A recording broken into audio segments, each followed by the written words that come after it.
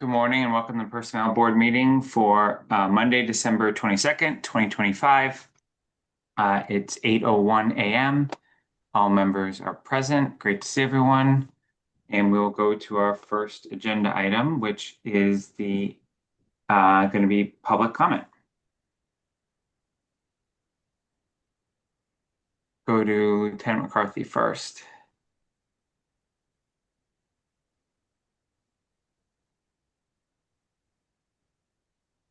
Can everyone see me or hear me? Can hear you. We can't see you. That's fine. Okay. How's everyone doing this morning? Good Fine, review. thanks. Very well. Doing great. Patriots are in the playoffs. But anyway, I won't take up much of your time, okay? Um, I'm speaking on behalf of the Southborough Police Lieutenants, and I understand that this item is not on today's agenda, and I'm raising it during public comment for the board's awareness. The police lieutenants have historically been included in the town's salary administration plan, and we are currently negotiating an initial collective bargaining agreement. No contract has been ratified. In reviewing today's meeting packet, we noted that the lieutenant's position and benefits appear redlined, which raised questions for us given the timing. We respectfully request that the existing salary administration plan remain in place until a mutually agreeable and ratified contract is reached. We believe this approach supports a stable and orderly bargaining process, and we would welcome discussions as appropriate to identify potential paths forward prior to a future board discussion. Thank you for your time, and we respectfully ask that this matter be placed on a future agenda. Thanks, everybody. Thank you. Any other public comment? All right, seeing none, we have two sets of meeting minutes, November 17th and November 21st. Were there any comments on either set? I actually had one comment on the meeting for the 17th. Line 53, in the paragraph that describes the request for the professional development funding recreation. Just wondering if we can include the dollar amounts that were discussed, like the initial amount requested and the actual amount that we did approve. It doesn't need to be a long, detailed discussion of everything that happened, but just to document the amount that we approved versus the amount requested, I think would be good to record in the minutes. I completely agree. Are there any other comments on either set? Is everyone okay if I move them together? Yes. All right, then I will move that we approve the November 17, 2025 meeting minutes as edited and the November 21, 2025 meeting minutes as presented. Is there a second? Second. All right, motion is made and seconded. Any further discussion? Roll call vote. Dorian? Aye. Brian? Aye. John? Aye. Tom? Aye. And I am aye as well. So that passes unanimously. Next is employee transition report. Vanessa? Sure. Just want to note the memo in your packet with the resignation of Melanie from our department. We're awfully sad for the rest of us, but really excited that she's moving on to become an assistant town administrator in the town of Brookline. So congratulations to Melanie, and we will wish her well every single day. That is very sad, but obviously an amazing opportunity in front of her as well. Okay. We will go into board discussion and approval. A lot of these, before we go into each of these items, I did spend some time with Mark and Vanessa, when we came up with the agenda. A lot of these items, especially once we get into the SAP discussion, is basically our first impression, right? It's going to be a discussion. I have no intention of taking motions and approving and bringing forward what we're going to bring forward to town meeting. A lot of this, I think, is education for us today of why Mark and others are going to be proposing certain edits and allow the board to say what additional information they want to hear before doing that. And then I know I've received a lot of reach outs from employees wanting to offer feedback on certain sections too. So I would encourage anyone that as we go through some of these items here, particularly for E as in echo, that we take that kind of approach in terms of listening today, providing feedback, but we're not going to take necessarily the final step of action because we don't need to at this point. So 4A is protocol and review of employee classification requests. There's probably a lot of reasons why, but about every week for the last couple of weeks, I've gotten a new request to just regrade a position. This is different than when we have a job description that gets materially altered and amended, which does require us to at least regrade the job description to determine whether it results in a reclassification. Most of the reclassifications are just coming to us with a suggested grading and an incredibly well-rationed reason of why, but unfortunately that's not how the process works. So what I wanted to do is I did include a few samples in the packet of ones that we have seen, and I do not want any discussion on the individual merits of any single one that we've seen, but I think it was important for you to see examples of them. What I want the board to discuss is how we would like to approach this in the replies to these moving forward. What I think is imperative to start is for me to outline a few facts, especially for some of our newer members, just so that they have a frame of reference in terms of how we proceed with this discussion. So first and foremost, I adamantly believe that the Personnel Board tried to advance this topic a year ago. We proactively put a pay and class survey on the annual town meeting warrant.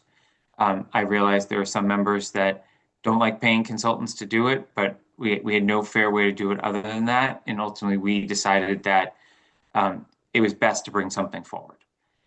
Town meeting did not support the dollar amount. They did not want to do it early, which now leaves us exactly in the position we're in here, where we have amazing employees with well-rationed discussion about where they should be.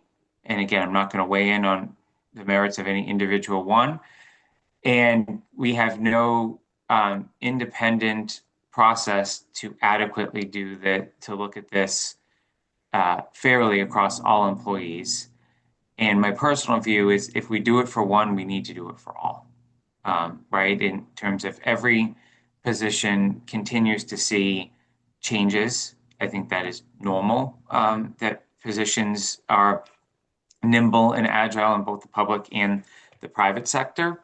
But I think that's an important part of this process as well. So we are bringing forward a pay and class survey again as part of our budget for this year. It is 4 years, so we really, unless the town meeting chooses to authorize or change the SAP, it theoretically should be funded.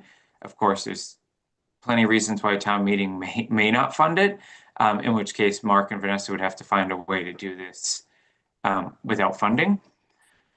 But at the same time, that takes time, right? We have one request in front of us that is saying that it should be done immediately, and it must happen today, and all of that. And again, even if we wanted to do it, I'm not sure budgetarily and in the current language of the SAP, which is always voted by town meeting, we have an ability to do that without, dramatic changes to, a job description. So in short, my recommendation would be that, Mark and Vanessa clearly outline to the select board the importance in some of the things that the Personnel Board are doing. I'm happy to join in an upcoming meeting, Mark. I realize the select board aren't the appointing authority for all these positions, but the reason I think it's important for them to be aware is they're setting some very strict budgetary parameters this year with advisory.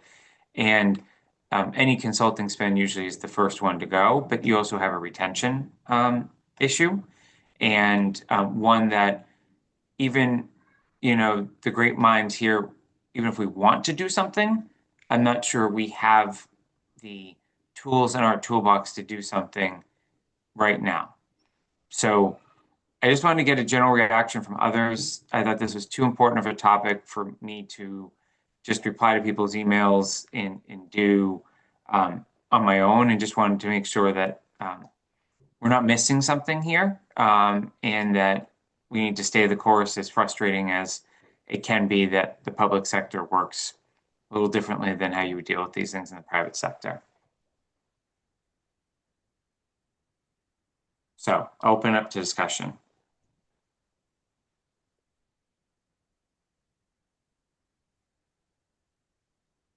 Hello.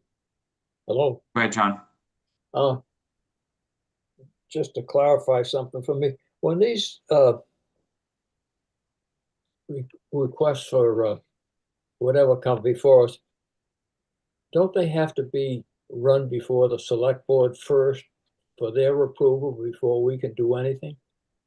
Well, that's a job description, and that is it's the appointing authority. So remember that the select board is not the appointing authority for all positions in the town. So if it's a job description change, then yes, it starts with the appointing authority. The appointing authority reviews and approves the changes to the job description that are being proposed by the department head or supervisor.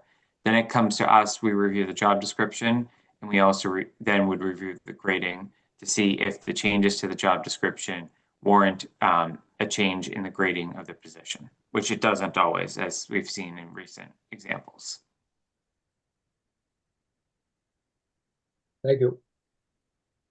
Here, I think we have a different situation where items are being brought forward without changes to the job description as well, just solely based on comparable salaries and the like, which I think are well-founded as well. Well, we Tom, tried I to. see you. Sorry, Go ahead. I'm going to go to Vanessa. I'm going to go to Dorianne, but Tom, I see you talking too. I didn't hear what you said, so I'll come to you next. You're on mute, though. Go, Dorianne. We tried to fix this and the taxpayers said no. We tried to do it a year and a half early. We do have this quadrennial review coming up. Hopefully it does get approved. I believe, my opinion, we should be waiting for that review to be done by professional consultants to review all the job descriptions, the grades, the steps, everything about this, the raises. We should not be handling this right now. I think we have to wait for the review. The taxpayers said no, and I think we have to respect that. Tom, were you trying to say something? Dorian took the words out of my mouth, because I remember that meeting where the taxpayers basically voted down, and we serve the town, right? And so my question was, does this, because I'm newer to the committee here, does this come up every year? No, How I often mean, does it come up? it doesn't come up every year. I think we're dealing with this is Jason's analysis. Others can weigh in with their agreement or disagreement with it. I think you're dealing with a few factors. One, we did make some changes in the fall, right?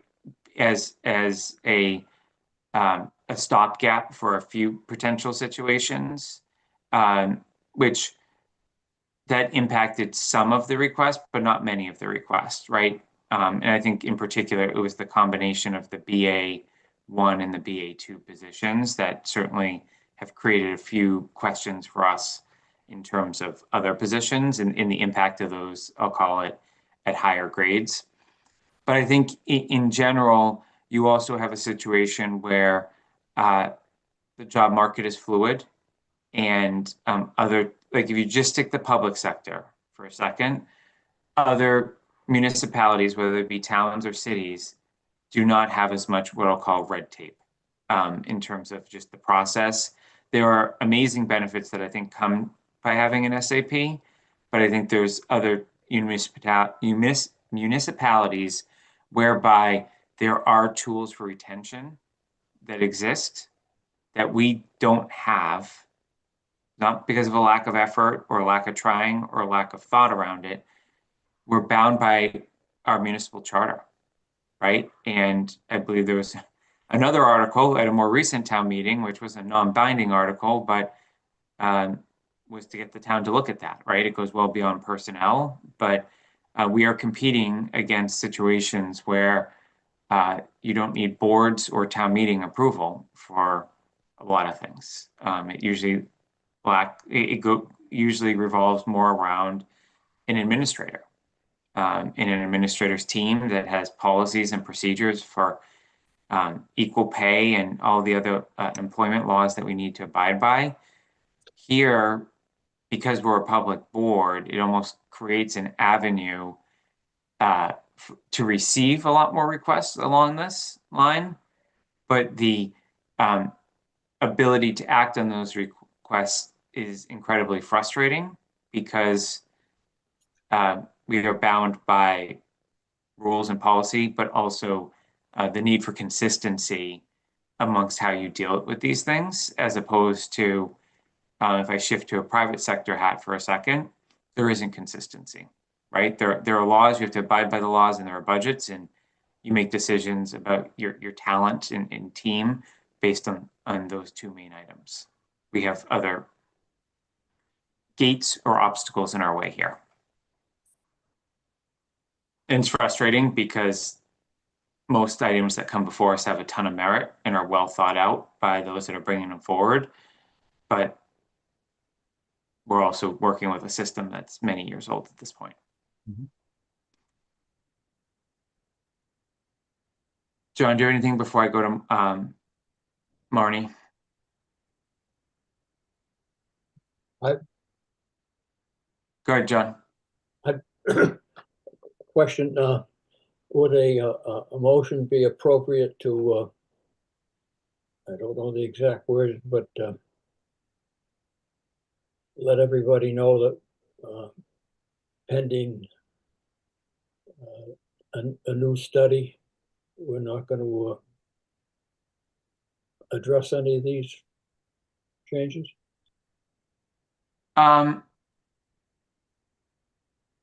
You can always make whatever motion you want to make, right? It has to be second, we can discuss it. I think, but I'll offer a reaction before you decide whether you want to make a motion or not, and welcome that from others.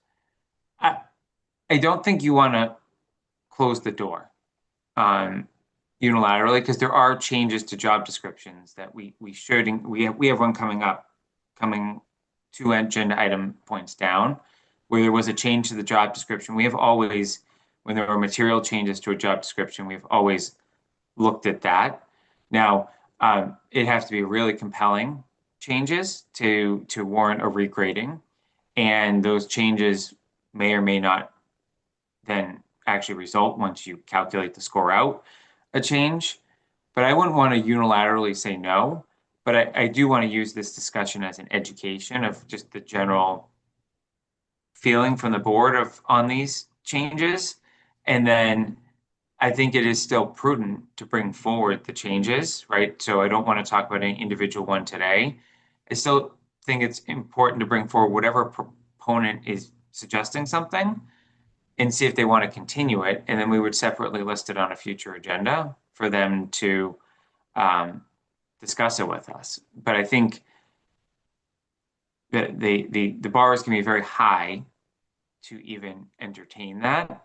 And I think energy is far better suited towards trying to work to fix our overall town government and structure system, to fix how we deal with these matters, as opposed to trying to focus on any 1 or 2 employees, because I think that's the fastest way to a true resolution, as opposed to what likely would be a lot of hurt feelings in between, which I have no desire to be part of, to be completely honest, right? It's just not what I think any of us signed up for. So I'm one that kind of runs more towards how do you solution it as opposed to how do you just, as much as I really do think we need to draw a line in the sand without a future solution, I think you work towards solutioning, not piling on to the problem.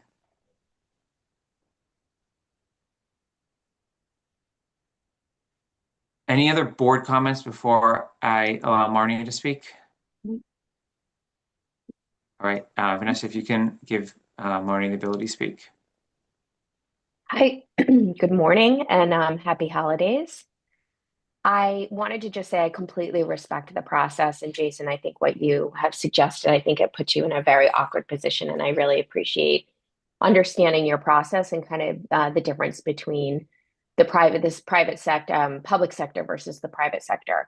My question for the committee here is there a repository for job descriptions that exists for anyone to kind of see what exists? And if so, where I might find that? Because I was looking for the town planner. One, I just couldn't find it and I didn't want to burden her. She has a lot of other things on her mind.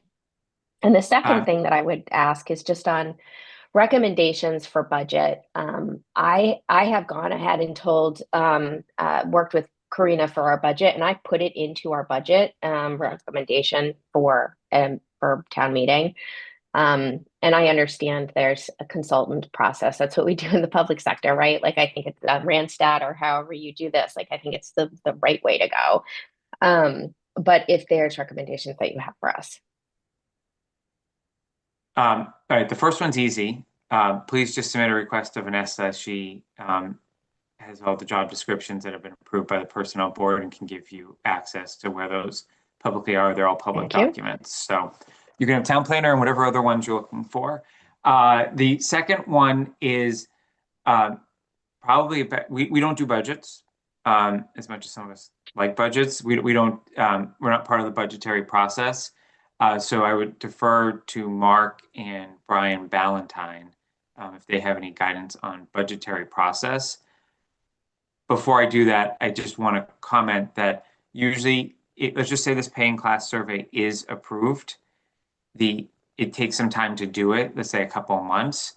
So the absolute earliest that I could see changes being implemented would be a fall town meeting, which then you'd have to decide whether you want to deal with the budgetary implications of that at fall town meeting or not. These typically are implemented at an annual town meeting, but I think everyone can probably acknowledge time is of the essence. So, you know, I want to give both doors because I don't see a path that this would be in place though for 7/1 of 26, which is when the next budget starts. So Mark, do you have any reaction to Marnie's question on that? I think you kind of framed it, Jason. I agree with the way you framed it. So normally, you know, the budgets are for what we know and what is anticipated for the coming fiscal year.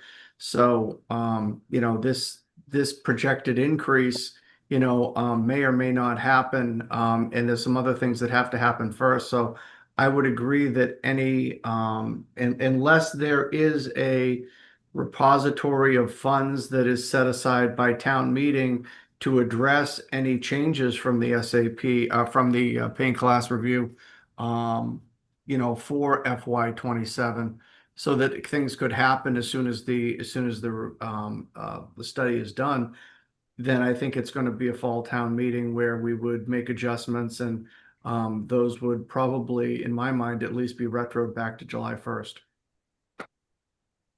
Thank you. Okay. Any other items that people want to discuss under 4A? Okay, we'll go to 4B, approval of temporary hours under section 13 of the SAP for the Recreation Department. Vanessa, do you want to give any update here or beyond what we already have, or I don't know if Travis needs to even speak to this, but Travis is here as an attendee. I'll just give you a quick highlight. We do have an employee out on a short medical leave. So Lisa Novello in the department is working some additional hours during that time. Are there any questions on this? There's a memo in the packet. All right, seeing none, then I'll make a motion to approve the Recreation Department request. Is there a second? Second, Any further discussion? Roll call vote. Dorian, aye. Brian, Aye. John, Abstain. Tom, Aye. and I am I as well. Okay. So that passes unanimously. The next is approve the DPW Business Administrator amended job description and review the classification. I see Bill has his hand up. I don't think we need to bring him over yet, but if you want to bring him over, that's fine. I think there's some steps we have to walk through here first. So first is Bill did come to us last meeting. He did present the job description. We sent him to the appointing authority, select board. Select board, I did make some, what I'll call, in my opinion, Scribner's type edits. I didn't think there was anything material or substantive other than what Bill had previously submitted, which I think was a different job description. So the first item we need to do here is to review and approve the amended job description. So were there any comments or questions on the amended job description?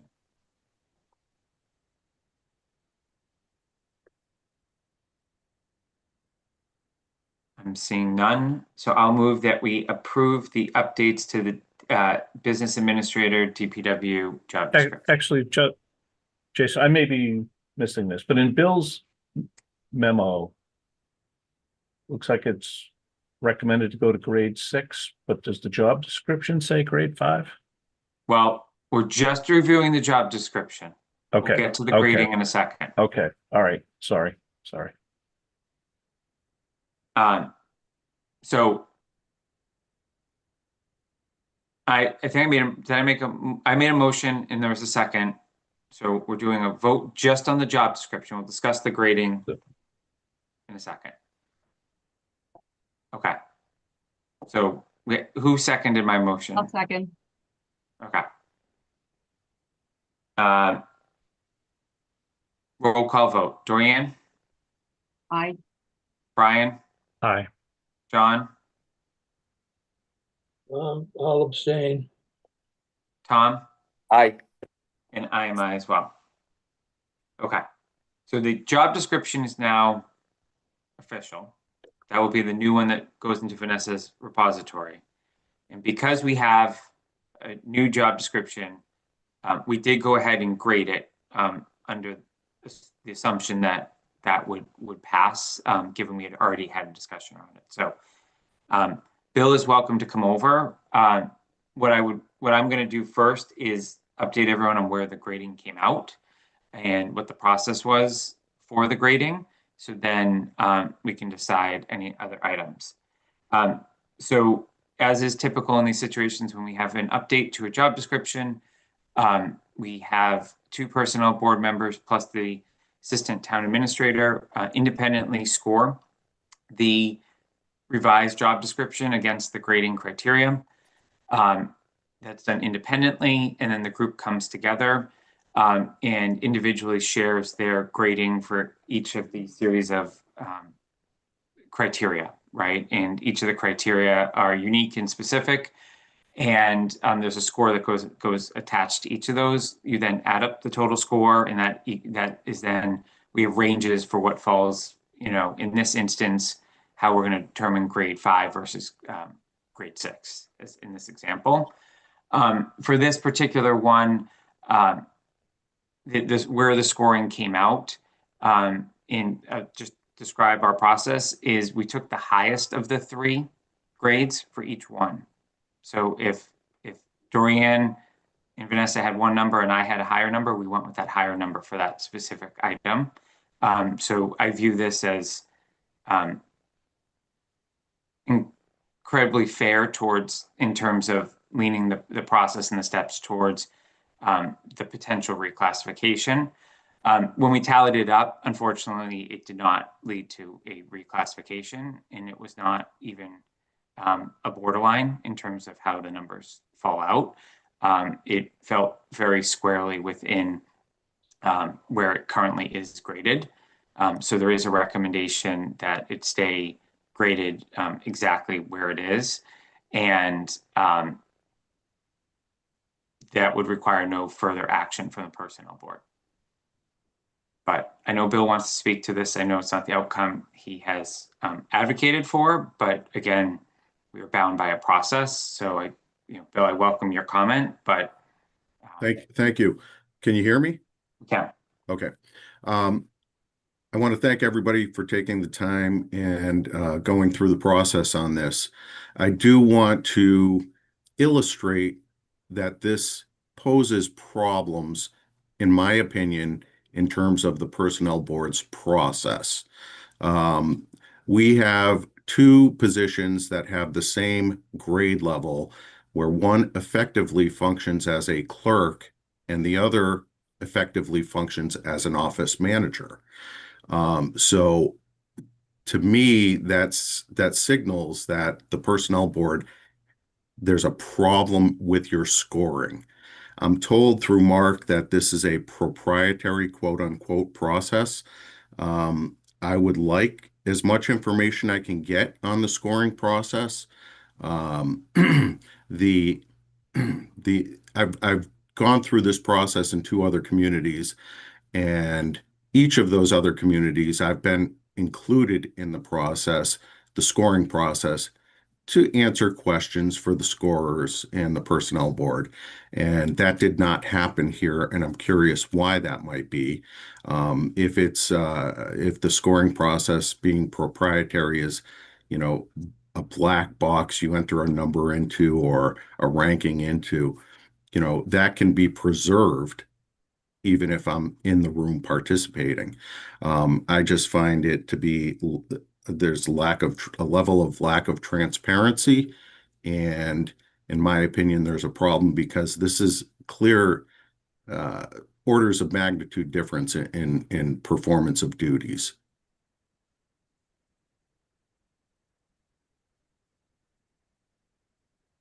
Bill, the only thing I'm going to react to is you didn't make our job any easier by continuing to go to the select board. And even after we cautioned you and saying what the grading should be, you continue to go say what it should be.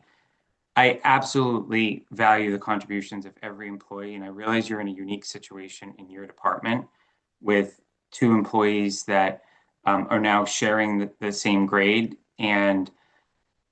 But it doesn't help our process by being told the answer that you want. I would give everyone a grade 9 if I could. I think we all would, right? But unfortunately, that's not how this works. And I thought the job description is one of the two parties that was involved. The job description was very clear. I knew exactly what I was grading. I'm happy, and I do think there is a distance between the two job descriptions. Unfortunately, the distance still falls in the same category. Because what I did, and I don't know if Dorian and Vanessa did this, but I actually looked at the other job description and scored it myself. That wasn't something we're being asked to do. But I know, I hear your concern, and I can tell you there is a difference in where the grading would come out. The grading is just not different enough. There are certainly things in the job description that, had they been worded or done differently, and actually were actions performed by that employee, certainly would have moved it to a 6, but that's not there. And obviously, it's a slippery slope when you start going down a path of trying to fit that round peg in the round hole, right? And kind of leading the witness to the answer you want to get to, as opposed to what actually is happening with the position. So it's an incredibly difficult position for me to be in personally, and I don't want to speak for Dorian or Vanessa. It's not the outcome any of us wanted, but there's also a process, right? And I hear you that you want to be part of the discussion, but I can almost guarantee that if you were part of it, you would have come back with changes to the job description to get us to the intended outcome, as opposed to having just submitted it with a, hey, this is the issue I have. Please run it through your process, but run both of these through your process to make sure it is fair. Like, that's how it should have happened. It's not what happened, but that's just my 2 cents on the issue. Thank you, Jason. Can you speak to the proprietary process a little? I'll let Vanessa speak to that. We've used two systems in my time on the personnel board, but I'll let Vanessa speak to that. Sure. This is a tool we've used, Bill, from one of our prior consultants. At the time, it was GovHR. That company is now been bought out by a national company. As long as we've worked with the personnel from GovHR, going back quite a few years now, she's always told the town and other communities that it is proprietary. We cannot release it as a public document, therefore it's not included in any of the packets. And the personnel board a number of years ago set up this process that I would do it independently with two other members of the board. So there was some involvement of the board in the grading process when the requests come forward. But as far as the status, it's always remained proprietary. Okay. Mr. Chairman, I would respectfully ask that the board refrain from voting at this point and give me an opportunity to think about this and proceed at a later date. We're not planning to vote because there's nothing to vote on. Because we're right as of now, we have nothing to indicate a vote to change what the existing grading is that's already been approved by town meeting. Great, thank you. Go ahead, John. You've got the some of the paperwork here says the business administrator 2. Didn't we do away with 1 and 2? Yeah, it's just there should be no more references to 1 and 2.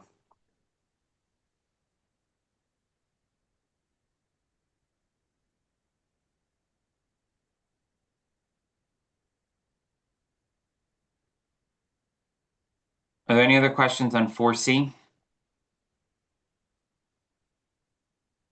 Let's go to 4D, which is approving the FY27 personnel board budget.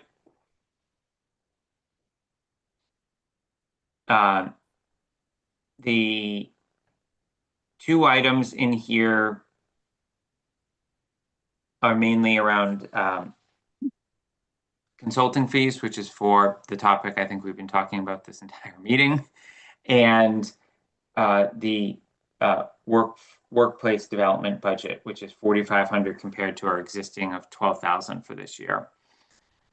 So I'm going to start on what I believe is actually the easier but harder one, is the workplace development. I think this is again a slap in the face to follow the select board's budgetary guidance on this. As a reminder, their budgetary guidance was to use what was approved last year. Sorry, what was used in the prior fiscal year, and it's ignoring what was actually already approved by town meeting for this year. So my recommendation would be that we fall outside of the budgetary guidance, submit $12,000 for workplace development on that line, include a accompanying memo from the chair saying that we're asking to stay level to the current fiscal year's budget as opposed to using 2 prior years ago actuals at that point, and give a rationale for why we think workplace development is important.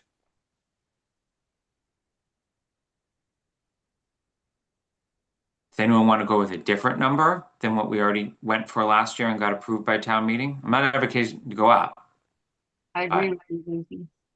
Yep. I agree with the top. Do we have a sense of where we are actual to date for 2026? I don't think that's in the packet. So I don't unless have that in the packet, Brian, but we have made some votes earlier this year for supporting professional development, but I Yep. can send that to the board this morning. No, and I think that could be used as, argument for, sticking with the 12,000 as well. My point, if we're on track to have a higher actual than what we had in 2025 or 2024, then I think that would be, again, more documentation for us to provide to substantiate our request to keep it at the 12,000.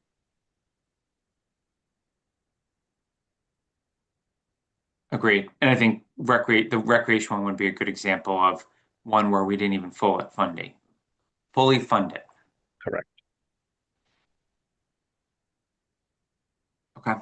And then Vanessa, Mark, we feel good about the 25 is the right number for the paying class, and we think putting it in the operating budget, even though yield a one-time jump, is the right answer based on everything else you're dealing with. We do. The one question I wanted to pose to the board was whether you wanted to treat this as a warrant article, so it could perhaps be drawn from free cash and we could start, right after town meeting instead of waiting till April 1st, if approved by town meeting.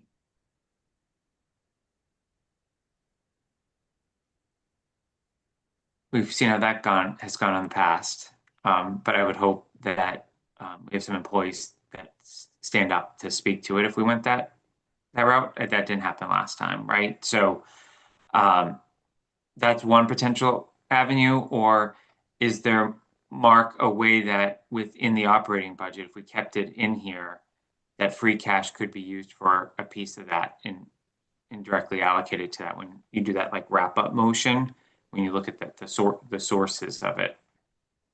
Or do you have to have it separately called out? Yeah, I'd probably pull Brian in to be sure about that, but I think the most certain way of doing it, because I think the budget, the budget is effective as of July 1st. We do use a bunch of different funding sources to offset the budget in that wrap-up motion, but it's not specific to any one thing. If we were to carve out the paying class study into a separate article, fund it through free cash, we have town meeting on April 11th, we finish on the 11th, then, we can begin to move forward on April 13th and, have this study well underway before the fiscal year is over. Brian, do you want to add anything to that? Can you hear me? Oh, sorry. I'm going to go to Brian Ballantyne first, and I'll come back to Brian Shea. Oh, I'm sorry. Okay, if you can hear me, that's great. Yeah, it's pretty clean to do it the warrant way. Anything's possible. So Jason, if you really wanted to do it, you probably could do it in that wrap-up motion. We've never really tried that, but you probably could carve it out in that wrap-up, that final vote to make a part of the personnel board funded by free cash. Theoretically, there's no reason you can't do that, but just a little cleaner if you do it on the warrant side, that's all. All right. Brian Shea, did you have anything to add, or you thought I was calling on you? I thought you were calling me. B, I guess I'd lean towards having it as a warrant item just to make it clean that we can start it as early as possible. Certainly with all these requests that we're receiving, the need is glaring to undertake this study, to have this document and the results of it available to us as soon as possible.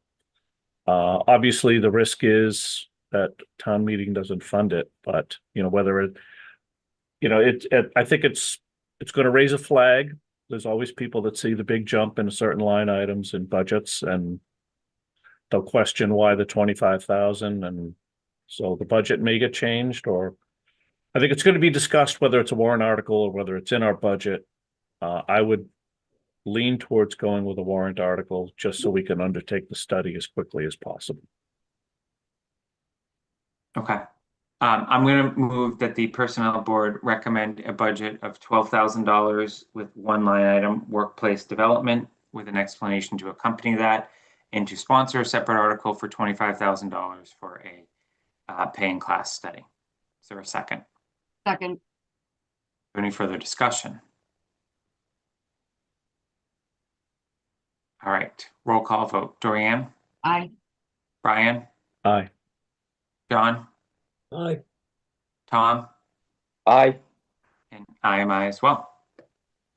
All right, Vanessa, if we can work on, I don't know what date everything's due to the select board and when they're reviewing this, but whatever you need from me to encapsulate that, I'm happy to help.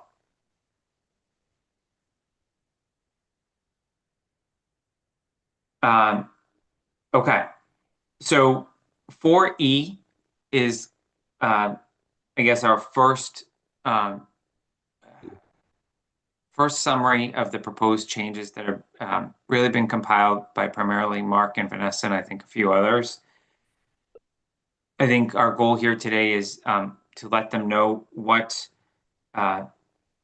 we'll go in kind of sequential order, but what additional information you'll need to officially take a vote one way or another on each of these. And unfortunately, just due procedurally, I did pull there are 3 stipends that are being recommended. I pulled one down to the bottom of the agenda that I don't plan to be part of. So you all may choose to discuss or not discuss that one, but I did pull it out because I don't want to commingle that with this discussion given it's related to Board of Health. So first and foremost, let's go to the 2 new stipends that are being proposed. So Mark, who's going to speak to Records Access Officer, you or Jim? I'm fine to start, and if Jim wants to jump in, he can. Okay. So I think that as you may be aware, you know, the town has a records access officer. Right now, it is me.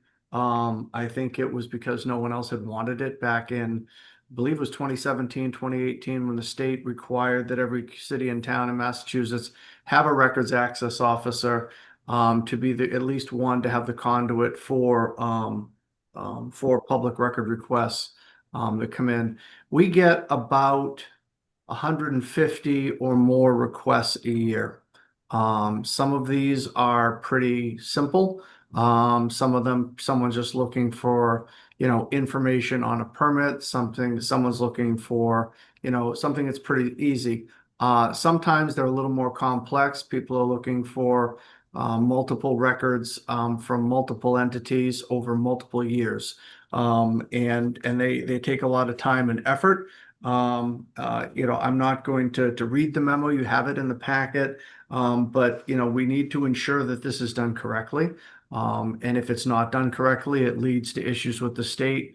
You know, there can be, you know, legal ramifications for this.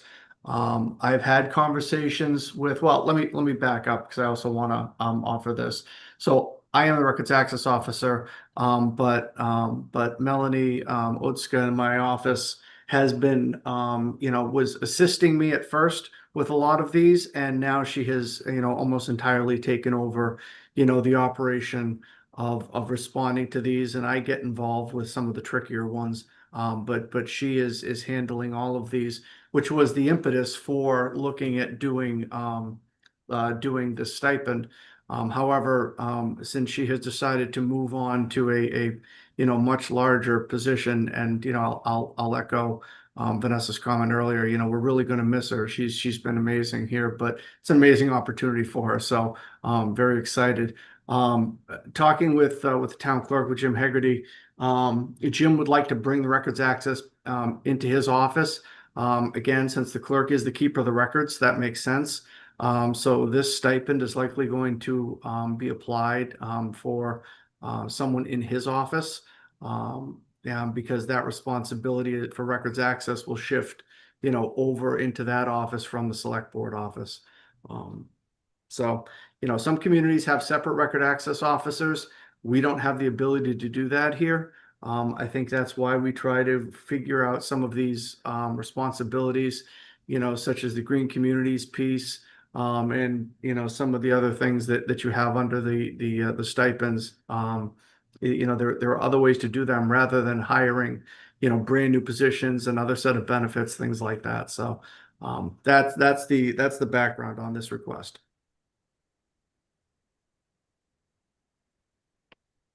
Just a question is, with some of these, just given how some of these stipends are coming about now, what is going to be the mechanism to designate the position that's actually getting the stipend on an annual basis and what budget it's going into? Because I think in some of these, we've seen the roles flip between departments over the years, which makes sense, right, based on who's in what role. But is there a process around that, maybe more broadly? So I think one of the things that, and when we, you know, if the board wants to take the time, and like I said, I think Vanessa can walk through some of the suggested changes in the bylaw this morning, but one of the things in the bylaw with the stipends that we did not recommend as a change at this point, but I do think we need to look at, it simply lists the title of the stipend and the amount. There is no language around to some of the things that you're talking about, Jason, as to how the, how it's assigned, whether you can assign more than one, how it's to be paid out. And I really think that, we've tried to handle most of those on a case-by-case basis, but with some level of consistency. So I really think that, we may want to go back and given your comment, the board may agree, that we should put some language and some fences around, how they're assigned, by who and how they're paid out.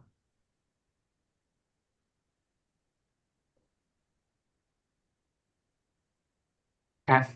I saw Jim's hand go up and down during that, but now I see he's over. Jim, do you want to add anything on the records access officer?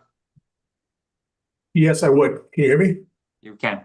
Okay, good morning. I agree with everything Mark said, and the statutory authority for appointing the record access officer falls within the select board's purview. If this is approved, the stipend would be added to the salary full-time account for the town clerk's office, and the stipend would be applied to the deputy town clerk, not to me. Right, so I'm advocating I don't get a dime out of this. I'm very familiar with how other towns apply this. Some have full-time RAOs, some it's split up. And this is an incredibly complex role. Some of the requests are very simple things. I'd like copies of permits for 123 Main Street. That's at one end of the spectrum.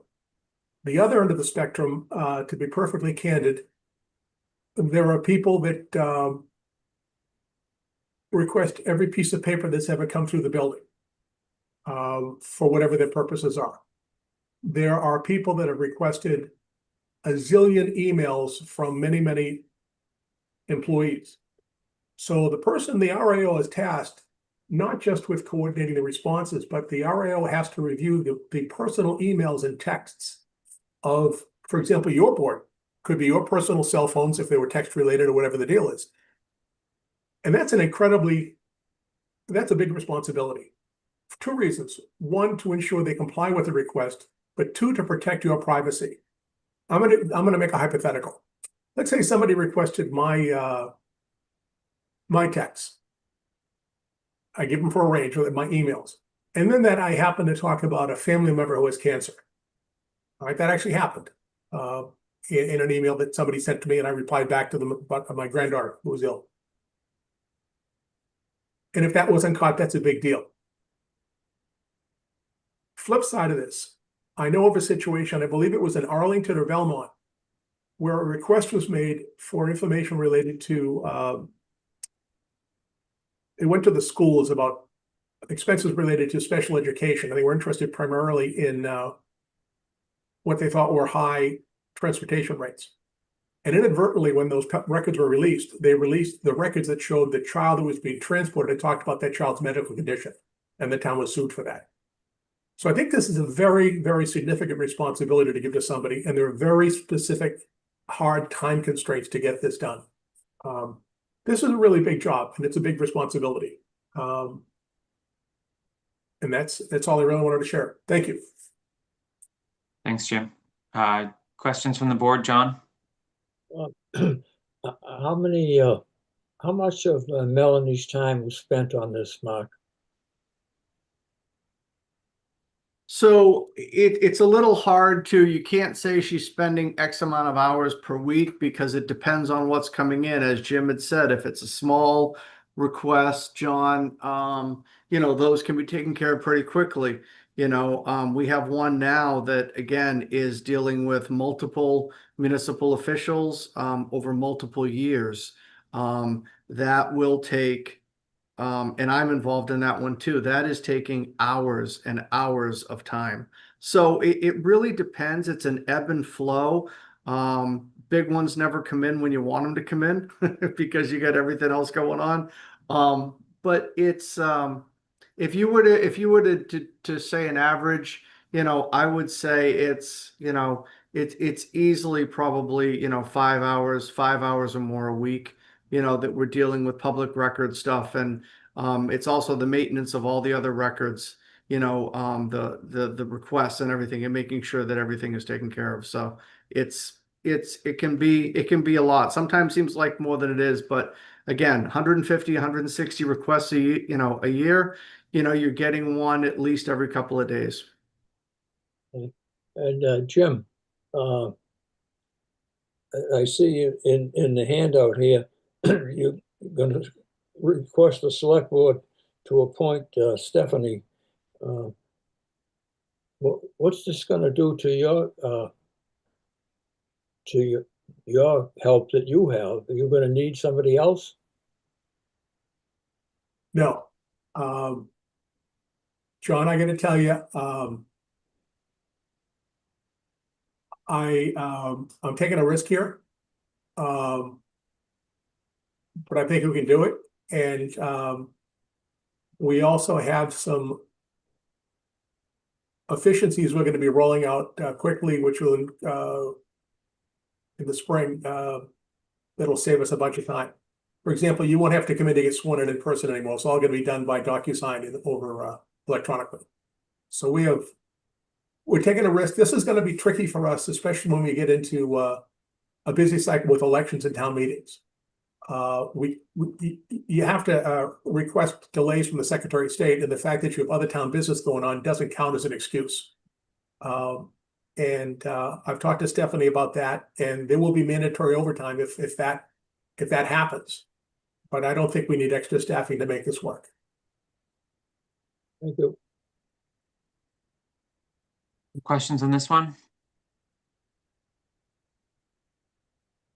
All right, let's go to certified government accountant.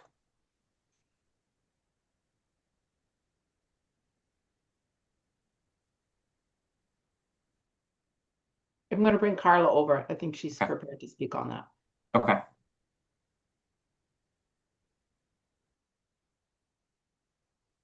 Hi, good morning. Morning. Thank you for entertaining my request. In the packet, I supplied a memo stating that there was Mass General Law that supports a stipend for treasurer and assessor, but there isn't a Mass General Law that supports it for an accountant. I myself am a certified government accountant, but I'm looking for this stipend for my assistant who will be sitting for the exam in March. So I'm just trying to get the stipend in place for that opportunity for her to encourage professional development and to have parity among the financial departments. Any questions for Carla on this one?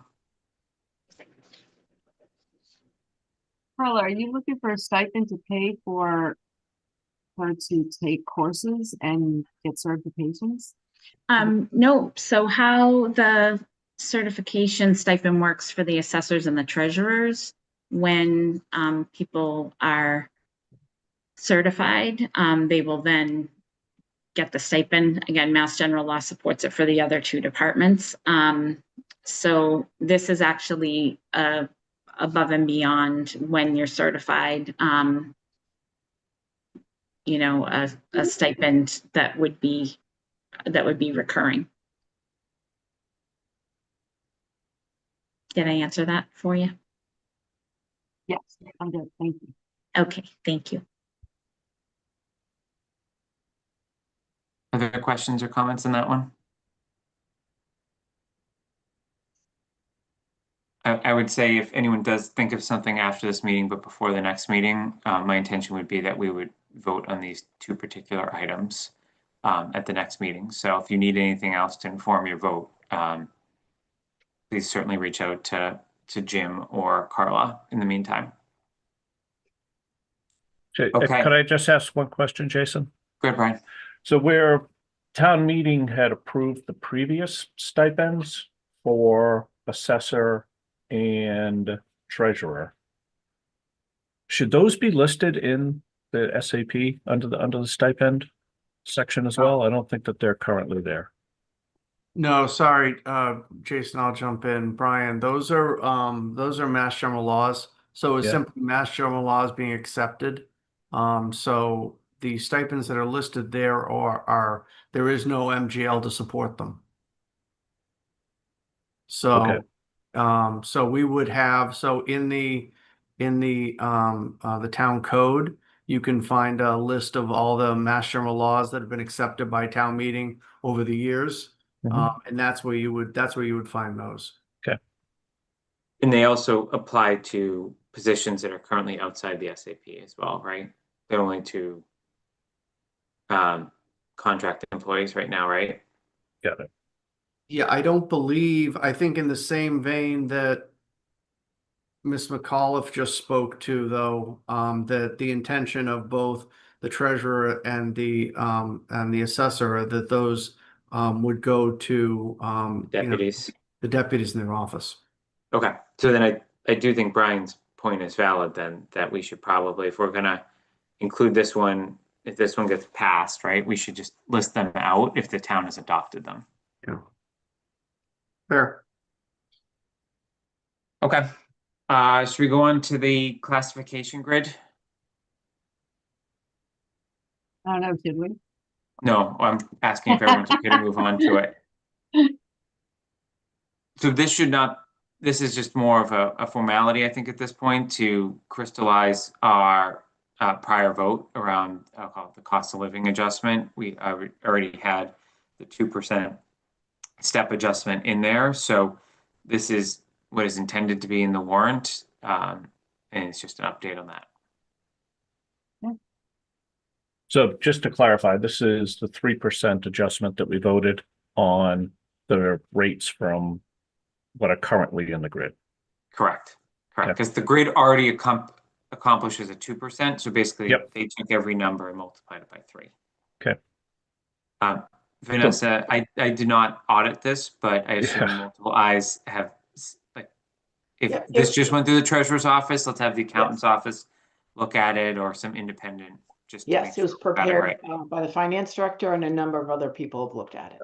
Okay. Well, if you have all these people with all the certifications that they've Well, earned, take a good look at this to make sure the math is right. Sorry, did I cut you off, Brian?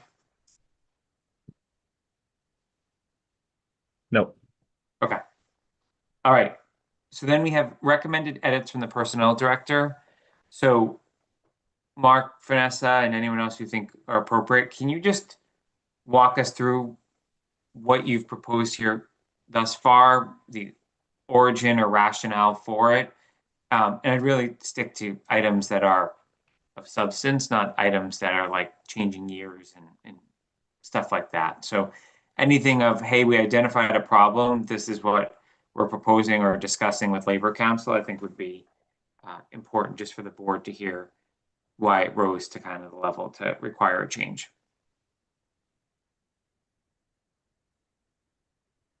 Sure. Mark, do you want to jump in, or do you want me to do this? You did the majority of the work with this and everything in that, and I think you'll do it much more succinctly than I would. Feel free to jump in. Promise. So, as you said, Brian, there's, dates that need to be updated, a number of sections need to be renumbered. So, we're taking care of all that, at the very end, in the board's final approval. But some of the other highlights are that we added a definition for transfer that came up earlier this year, and we noticed with Labor Council that was not included in definitions. So we wanted to take care of that. I'll start out by saying Labor Council has done a preliminary review already of all of these things and agrees with them. We'll give her obviously a chance to, again, look at the final draft of the SAP that goes into the warrant. Another thing we did was we combined the section 3 and the old section 4. It was some very similar language. We wanted to also, it's always been very confusing about when you do have a job description or a reclassification request, Do you come to the personnel board first to approve the job description, or do you go to your appointing authority board or your department head first to talk about funding and, you know, get agreement that this is all a good idea? So we wanted to put in writing officially that you go to your, you know, the department weighs in first to agree that this is a good change and a positive change, and then come to the personnel board for approval of the job description and perhaps a grading. But all of that still is dependent on getting approval at the next town meeting. You'll also notice a reference to the Fair Labor Standards Act and the payment of overtime. That's just, you know, noting that it's a language that is part of the federal law. It's in the employee handbook, but we noticed this year that it was not included in the SAP. So we thought we should reference it there. Let's see, another sort of, you know, logistical thing. We used to spell out appointing authority or, you know, your board, your commission, and so forth. We wanted to just be more efficient and change that term to appointing authority throughout the SAP. One of the larger changes here is, and this is obviously for deliberation upon the board, is there are a number today. In fact, you had to approve the approval for Lisa Novello to work some additional hours in her department. A lot of times we're having to go to the board for approval, even though the department has already approved something. Sometimes that might be for a special meeting. So we're trying to not have to bring everything to the board if it's really just a ratification. So we have suggested that we change approval of the personnel board to notification to minimize the amount of length, adding to the length of the meeting or requiring a special meeting. There's a section about that we did pull out, if the board agrees, delete budget language. That's been in here as long as I've worked here. The personnel board, of course, does have their own budget. It's a pretty, you know, small budget when you look at the rest of our department budgets. And that's something that's managed by the finance director normally anyhow. So we didn't think it really needed to be stated here in the SAP. So that's obviously for the board to consider. Now that the 3-week vacation is the minimum based on your prior town meeting vote, we did remove any language that relates to getting approval from the board for 3 weeks vacation for new employees. We did make a small adjustment in bereavement language that Mark, as the personnel director, if it's appropriate, could approve 2 additional days in that particular section. Another bit of a larger change that we've talked about before, but it never gone all the way with, was the acting department head section. We wanted to make sure that this was applicable to other employees who might not be a department head. David Berry, a number of times has been called on to do the payroll, as well as, you know, his own job, and been incredibly thorough and dedicated in that. And we felt like in situations like that, that the employee should also be able to take advantage of that very small adjustment in pay when they're doing multiple jobs, even though they might not be the department head. The salary study, it did say every 4 years.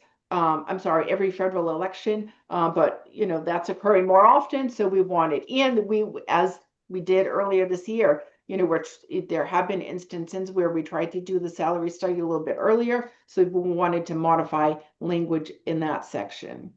As noted earlier, we are recommending that the police lieutenant language come out. Certainly, you know, we'll talk about that further at the next meeting, depending on those contract negotiations. We're also noting that the building commissioner, our new building commissioner, Mark Robideau, does have an employment contract with the select board. So we added the asterisk after that. We already talked about the new grid, and you're in discussion about the stipends that were suggested. So that's kind of the highlights. And I'm starting to prepare that handout that we normally have for town meeting that runs down every section and numbers them and explains why the modification is being recommended, depending on the board's final vote. When do you think you're going to have that, Vanessa? I can have that for the next meeting for sure. Okay. So just from a process perspective, I think Once we have that, we should publish it and send it to all employees as well.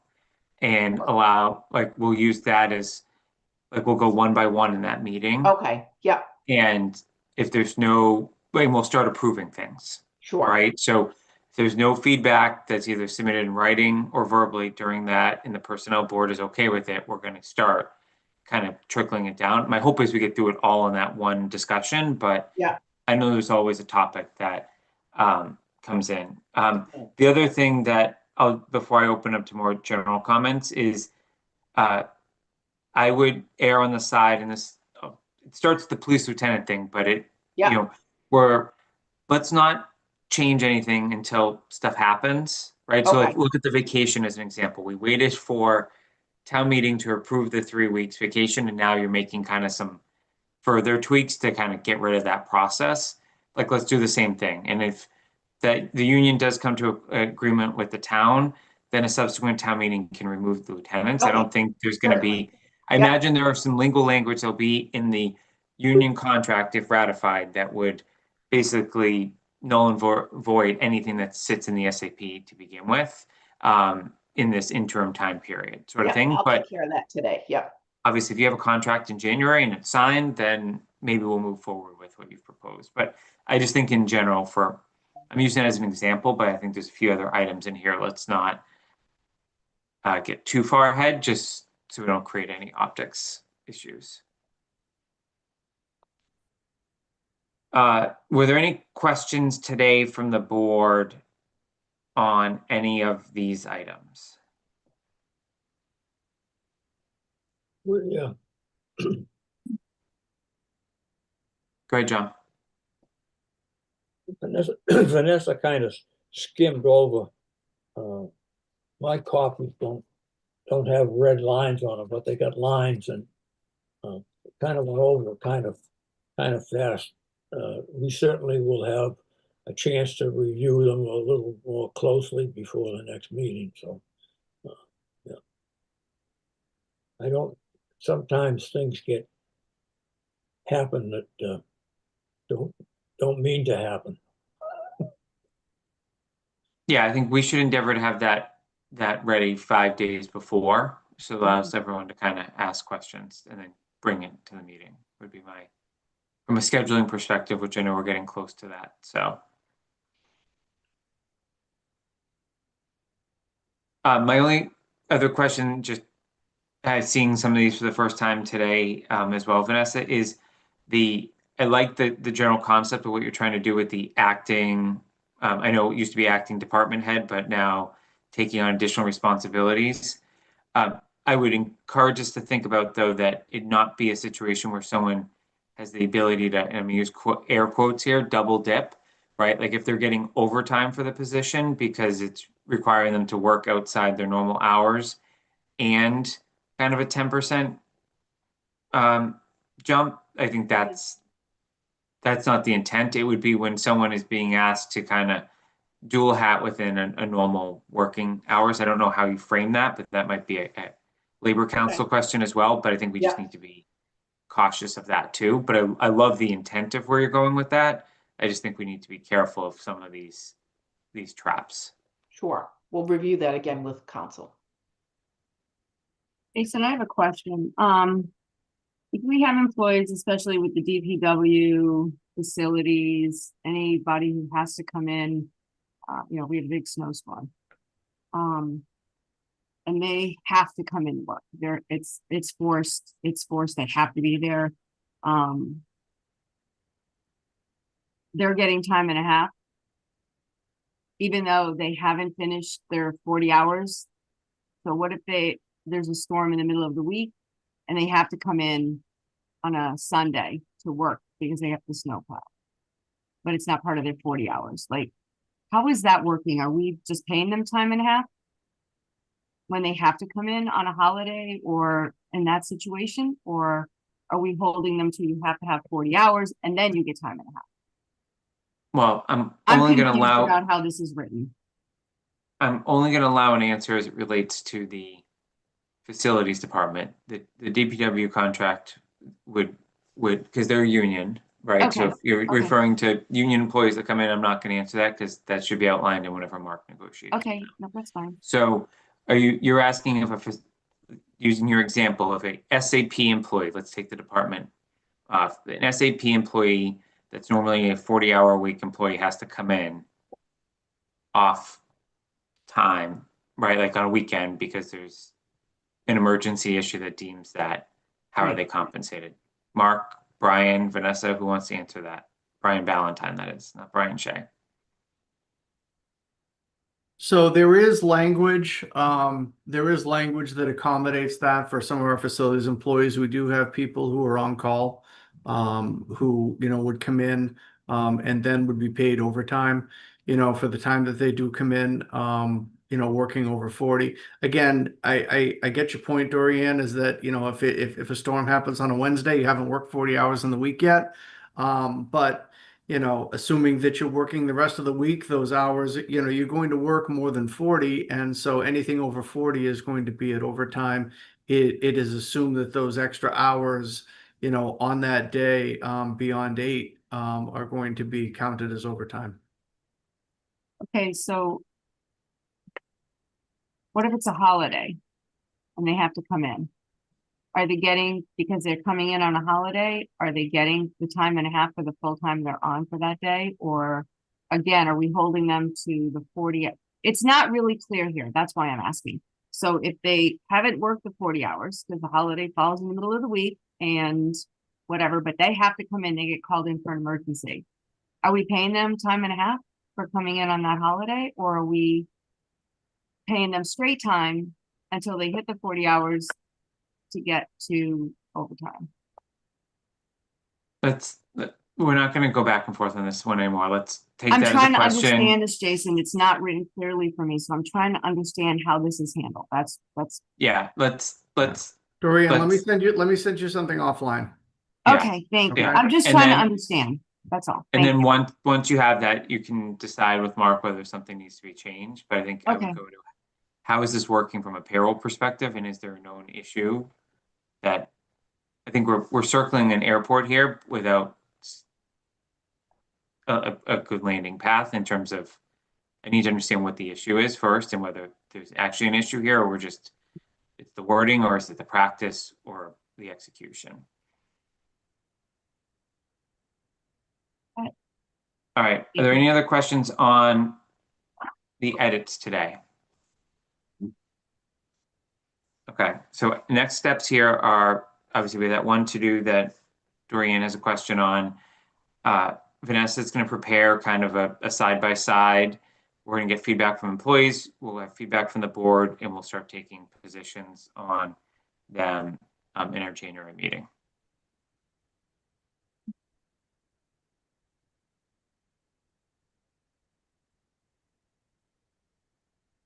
Okay.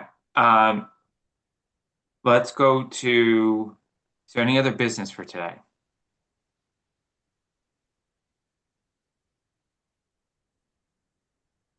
Okay, board calendar. I think Vanessa, why don't you figure out when you can have that document ready?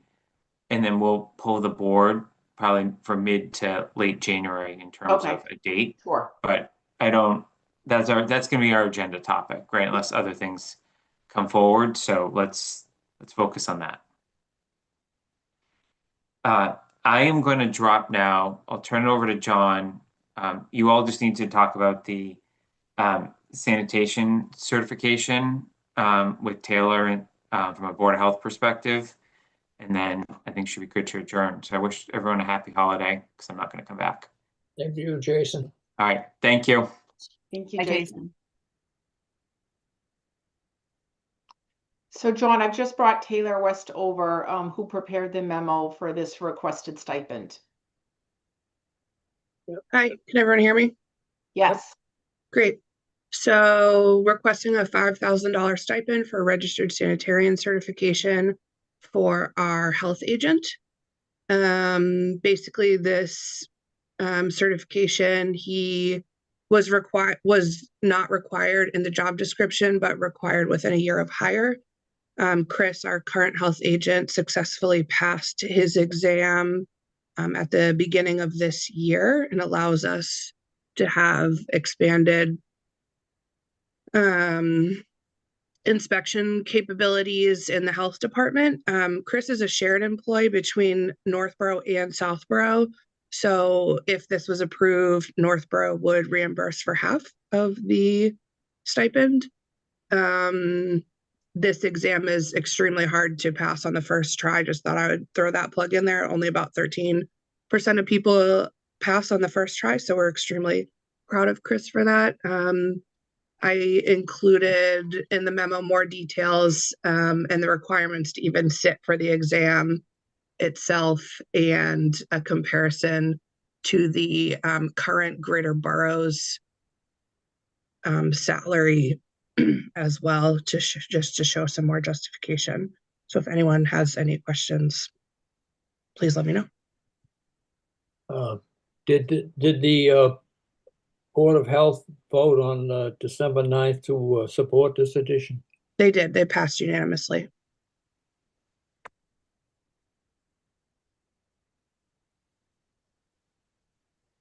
Any questions from the board? I have a question. So the requirement was for them to take this exam within the first year of being employed. And when we made that offer, was it specific in terms of who's going to pay for the exam or the course? So this would be an annual stipend for receiving it, not for paying for the course. Is that? Oh, gotcha. Yeah. Sorry for that confusion. All right. That's all I needed to know. Thank you. Yep. Taylor, will the Northborough Board be part of this? Sorry, meaning what, John? Or you're gonna pay, is just Southborough gonna pay this annual stipend, or? Oh, so we would pay it and then Northborough reimburses us for half. And they also are going through the process of, they don't need approval, only Southborough needs approval, but they are adding it to their budget in hopes that it would be approved by the personnel board as well.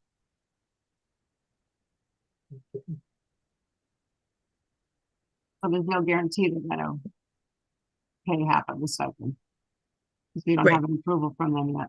Right. Good. Any further questions? So John, if I could.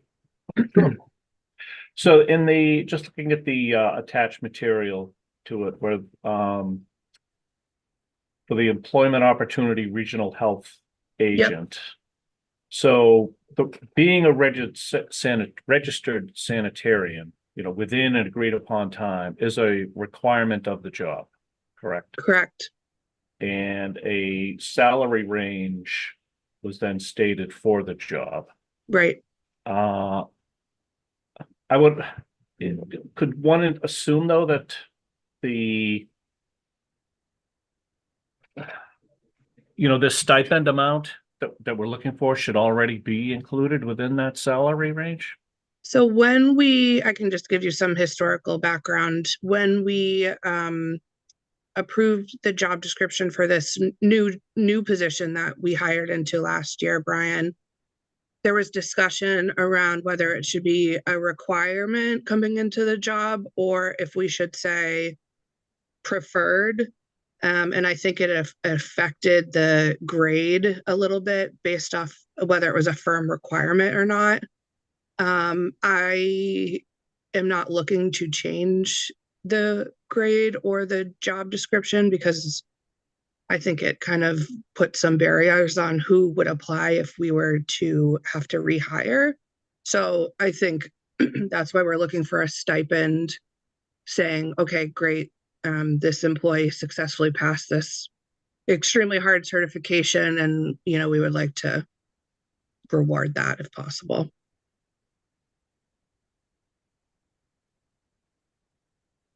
Well said, Brian. Yeah, and just to be clear on timing on all this, is this something that we would be looking to establish starting in like, like July 1st of next year moving forward, or? Are you asking me or are you asking I the saw board? Vanessa Yes, shake her head, yes, yes. So because the it- answer it to would that is, be- It would be an amendment to the SAP, which takes Yeah. effect every July 1st if approved at town meeting. Can we make this vote contingent upon the approval of accepting that stipend from Northborough? Since we're really thinking we're only paying 2,500 and now we may not, so can we make that vote contingent? So Northborough's board does not have to approve this. This would be contingent on town meeting approving their budget. And it's a shared position, so John or Mark, can we make our vote to approve the stipend contingent upon the approval by Northborough to pay their half?